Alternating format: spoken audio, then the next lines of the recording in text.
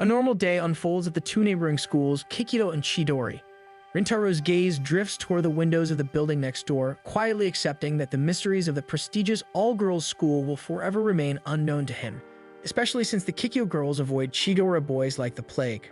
One morning, Sakyo, Sohei, and Ayato get into an argument with two guys from another school. Neither side wants to back down, each blaming the other for getting in their way. Just when things are about to escalate, Rintaro steps in and scares the other group off. It turns out just a look is enough to send them running. He lightly scolds his friends for stirring up trouble, but Sori flips it on him, saying Rintaro was the one who provoked the other guys in the first place. Apparently, they'd mentioned something about Rintaro earlier. As they continue walking to school, Rintaro suddenly remembers where one of them might have seen him before. There had been an incident outside his house, a couple arguing in the street. The girl slapped her boyfriend and stormed off. Rintaro, trying to help, approached the guy to check if he was okay.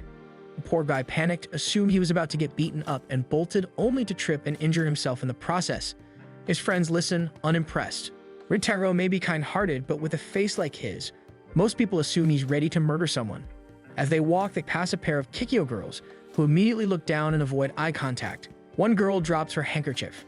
Sohei, wanting to be friendly, picks it up and tries to return it, but the girl glares at him and tells him to just throw it away, not wanting to involve herself with the likes of them. Despite the obvious rejection, Sohei brushes it off. He convinces himself she was just too shy to talk to someone as good-looking as him.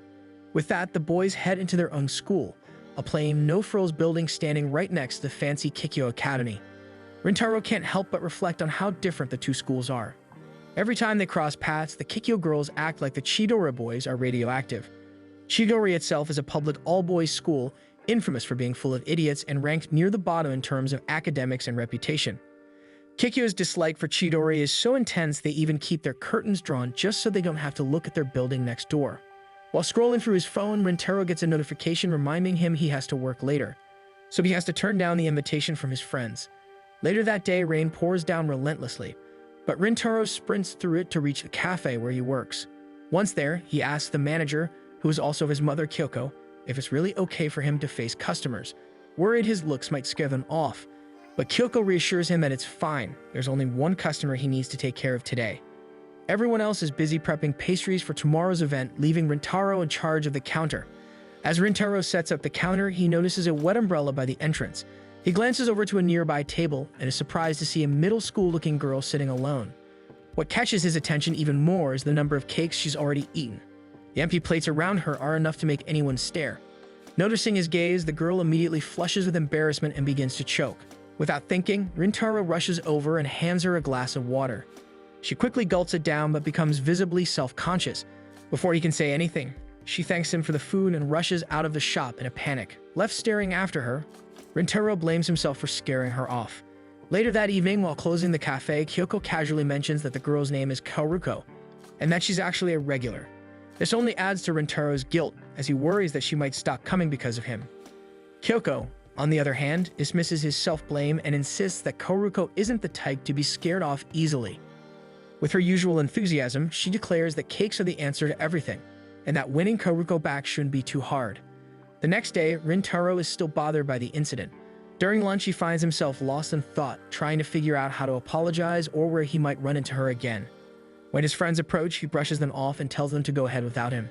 As he walks off, Sohei quietly wonders why Rintaro never opens up about what's really on his mind.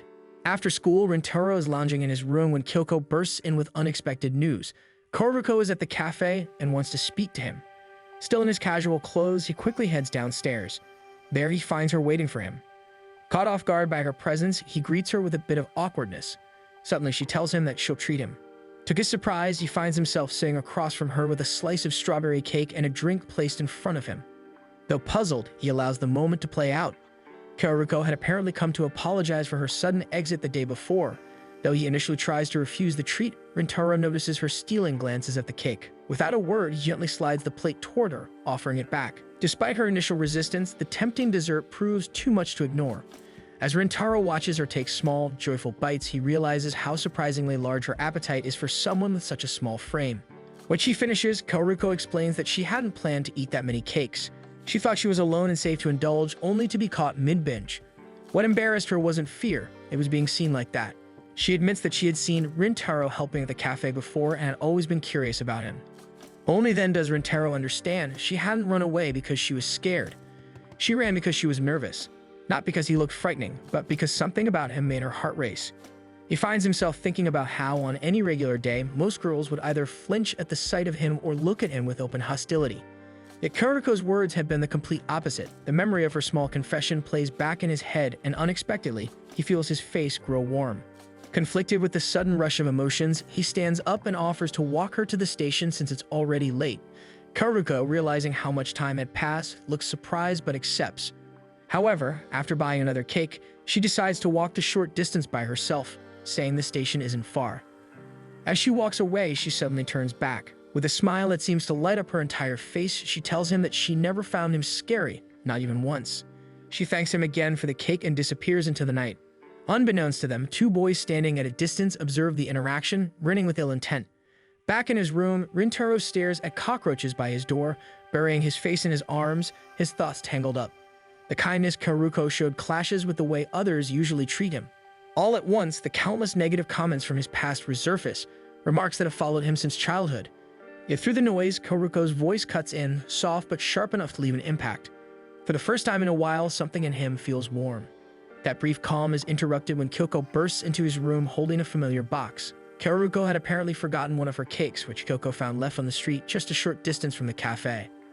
Immediately, Rintaro's worry returns. He rushes outside, scouring the nearby streets for any sign of her. He knows it can get dangerous at night and worries that she might have gotten herself in trouble. Not long into his search, he hears his name being mentioned and follows the sound. He finds Karuko cornered by two men. They're asking pointed questions about her connection to him. Rintaro decides to approach them cautiously. Remaining hidden, Rintaro listens closely. The men begin feeding Karuko rumors. They label Rintaro a delinquent, saying his reputation has followed him since middle school. They talk about his current school, calling it a place for troublemakers, and claim that his group of friends is nothing but bad news. Hearing their words crushes something inside Rintaro. He knows Shigori isn't the best school and he isn't perfect, but to hear himself described in such a way leaves him disheartened. But then Karuko responds. She admits the rumors are unsettling, but calmly questions why they judge someone based solely on hearsay. Rintaro perks up at her words. She explains that if they took the time to actually talk to him, they'd see he's nothing like the image they painted. The men refuse, set in their beliefs. Karuko doesn't argue further, but firmly tells them that even if they never speak to Rintaro, they should at least stop spreading falsehoods about him. Judging someone without trying to understand them isn't fair. They release Karuko's arm, but instead of letting her go, one of them raises his fist, ready to strike. Rintaro charges in without hesitation and throws himself between them. Karuko gasps, frozen in shock, as Rintaro shields her with his body. After making sure she's unharmed, he shifts his glare toward the two boys. The instant they meet his eyes, they pale. Terrified, the two quickly back off. Neither dares to look back. Karuko rushes to Rintaro, reaching up toward his forehead, now bleeding from where it struck the wall. She apologizes frantically, blaming herself for his injury. But Rintaro tries to reassure her that the injury wasn't from the punch. He had hit the wall while moving in to protect her, so the injury wasn't as serious as it looked. Then, unexpectedly, he says that the wound was punishment, his own way of apologizing. Deep down, he hadn't believed her words at first, and now she was caught up in trouble just by being associated with him. He lowers his head in a full bow, regret thick in his chest. He apologizes not only for getting her involved, but for underestimating her sincerity. Karuko tries to raise his head, but Rintaro is weighed down by guilt. She had been nothing but kind to him, yet she was the one who suffered.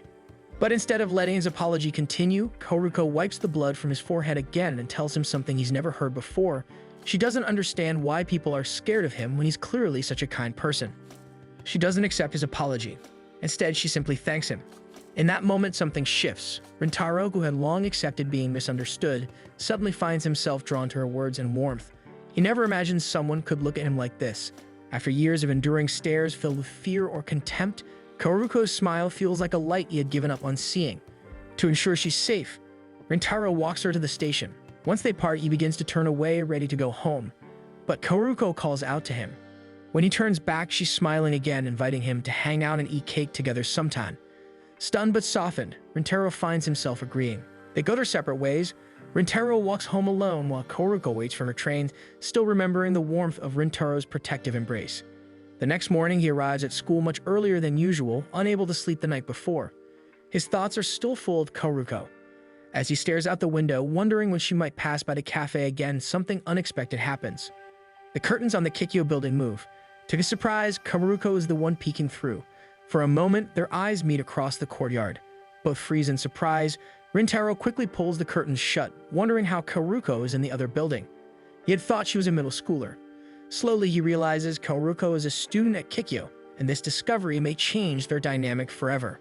After catching a glimpse of Kaoruko through the Kikyo window, the once quiet school grounds of Chidori begin to fill with students. Shohei starts complaining about how the Kikyo girls keep glaring at him to Rintaro at his seat. Normally, he wouldn't care, but today has been on another level. Every girl he passes shoots him a look filled with disdain that he started feeling on edge. Soon after, Saku and Ayato join them, greeting everyone with a cheerful good morning despite Shohei's glum mood. As they catch up, they reveal that they, too, had received some harsh looks from Kikyo girls earlier that day. This leaves Shohei puzzled as he even questions why anyone would glare at someone as nice and good-looking as Saku. Saku shrugs off the attention but admits that he's never liked how the girls from Kikyo treat them. He's convinced the two schools will never get along. His words make Rintaro zone out as his friends begin to notice his injury in his head, and he only snaps back to reality when he hears Ayato questioning why Rintaro's side of the curtains are drawn shut. Trying to defend his friend, Shohei assumes it's because Rintaro is in a bad mood from seeing the Kikyo building first thing in the morning. But Rintaro denies it with an outburst. His sudden denial catches everyone off guard, and he awkwardly tries to come up with an excuse for his curtains. While everyone seems to buy his excuses, Saku can't help but find it strange. Classes start as usual, but Rintaro's mind isn't in the lesson. He keeps thinking about Kaoruko's shocked expression when she saw him in his classroom. Guilt creeps in as he remembers pulling the curtains shut so abruptly. It must have seemed rude. He wonders if she'll ever come at the cake shop again. He thinks it's for the best if she stops coming in anyway, so she's less involved with him. By the time school ends, Shohei invites Rintaro to hang out, and after checking that his mother doesn't meet him at the cafe, he agrees to join the others for karaoke. When school ends, their group excitedly leave the building, already discussing what songs to sing and what to eat. But before they can leave the school, they find a huge crowd gathered near the gates. Students are whispering, straining to get a glimpse of something or someone outside. Curiosity gets the best of them, so they also join the group to see what the big commotion about. To Rintaro's surprise, it's Kaoruko. She's standing right outside Chidori's gate, clearly waiting for someone. Rintaro instantly recognizes her and turns away, trying to process everything. In the meantime, Shohei charges ahead and confronts Kaoruko, demanding to know why a Kikyo student is outside their school. Due to his gruff voice, she ends up cowering a little. Despite being caught off guard, Kaoruko honestly answers that she's waiting for someone. Rintaro rushes forward, pulling Shohei back and apologizing for the sudden interrogation. But then, unexpectedly, Shohei starts to tear up, admitting that he's not mad, just jealous. He thought it was unfair that someone from their rundown school had managed to get girlfriend. Suddenly, Kaoruko's friends rush toward her, pushing through the crowd and bumping into Shohei in the process as they try to pull her back toward Kikyo's building. The commotion draws even more attention as a group of Kikyo girls gather by their own gate, whispering and wondering why Kaoruko would come all the way to Chidori's side. Shohei, still annoyed from earlier, steps forward and demands an apology for being shoved aside. One of the girls slaps his hand away with a sharp glare before turning back, hurrying toward their building with Kaoruko and Tao. She glances back at Rintaro, her eyes filled with worry as she is pulled away. Students begin making their way home, and Rintaro and his group head toward the karaoke place as planned. Rintaro trails behind them, lost in thought. A part of him wonders if Kaoruko had really come just to see him, but he tries to brush it off, telling himself she might have been waiting for someone else entirely. His friends glance back at him, only to freeze in alarm. They tell him his expression looks scarier than usual. Rintaro touches his face in confusion, slowly realizing what he's feeling might actually be happiness. Embarrassed, he quickly shakes it off and catches up with the group. At the karaoke place, Rintaro remains distracted as Shohei loudly sings in the background. Saku eventually points it out, asking if something's wrong. Ayato and Shohei nod in agreement as they stop their singing and mentions how off he's been all day. Even showing up with an injury had been alarming. As the others wait for an answer, Rintaro debates whether to tell them the truth about Kaoruko.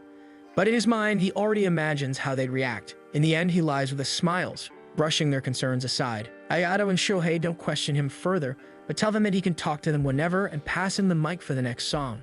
Rintaro takes the mic, and before the song starts, he smiles at Saku, assuring him that everything's fine. Saku nods and lets it go, deciding to join him in singing. Later that evening, as Rintaro heads home, Rintaro notices the cake shop lights still on, despite it being past closing. Curious, he steps inside, only to be greeted by Kaoruko's warm smile and eager eyes.